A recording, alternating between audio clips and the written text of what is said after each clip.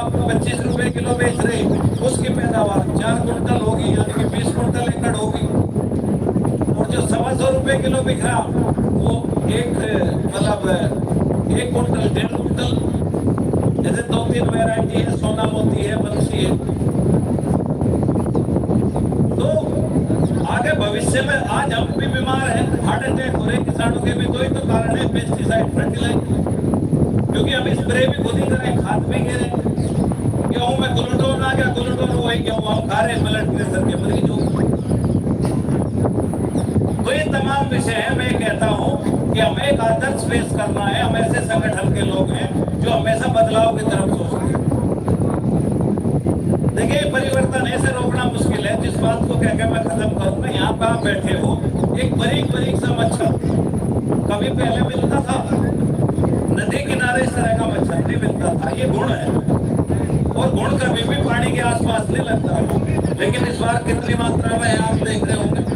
तो ऐसे ऐसे कीड़े हैं, ऐसे ऐसे नई टेम्परेचर बढ़ने से नए नए कीट जनरेट हो गए, जिन पे काम करना बहुत जरूरी है। अगर उनसे लड़ना है तो मिट्टी को, खेत को मजबूत करना पड़ेगा। तो हम अपने अध्यक्ष जी से प्रेरणा लेते हुए और संगठन के इस अभियान को संकल्प के रूप में आगे लेकर जाएं। अगर इस विषय में भी हम अपने जनपदों में गोष्ठियां रखना चाहते हैं, तो उसमें भी हम आपके यहाँ चाहे स्पीकर भेजें, चाहे उस तरह के लोग भेजें या खुद आए, हम इस उसमें भी आपके साथ काम करने को तैयार हैं। लेकिन इसमें कोई बड़ी भीड़ की आवश्यकता नहीं। ये तो 50-100 किसान ऐसे तैयार करो जो इस लाइन में थोड़ा थोड़ा काम करना चाहते हैं। हम उनके लिए चाहे ट्रेंड लोग भेजें, चाहे खुद आए, चाहे किसी को लेकर आए। हम हर जिले में 10-10 मास्टर ट्रेनर भी तैयार करने का काम करेंगे। और अध्यक्ष जी कोई आगे तो दिगंबर सिंह हमारे बीच में पहुंचे हैं, तो वो हमारे अंतिम वक्ता के तौर पे हैं।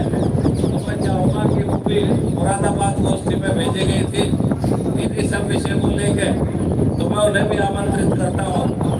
और इसके बाद जो है आपकी छुट्टी हो जाएगी। हरिद्वार से लाइव धन्यवाद। भारतीय किसान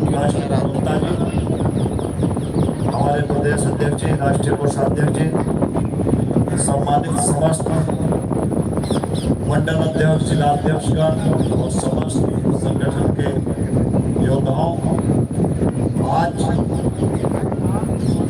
5वां ये चिंतन शिविर हरिद्वार की इस पावन धरती पर सफल आयोजन, इसका कल को समापन होगा। तो ये भी आत्मचिंतन करने की आवश्यकता है कि हम कहाँ से चले, कहाँ तक पहुँचे। चिंतन शिविर का यही एक विषय है।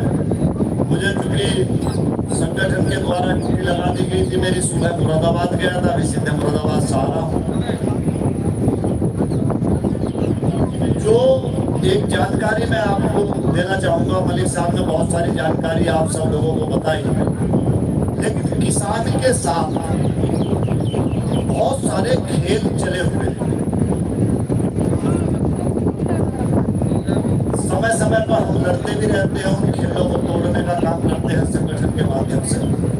लेकिन जो मक्का के किसान हैं, मक्का बेल्ट के जो किसान हैं, उनके लिए विशेष जानकारी है कि उत्तर प्रदेश के अंदर 4 बीज कंपनियां बीज की सप्लाई करती हैं।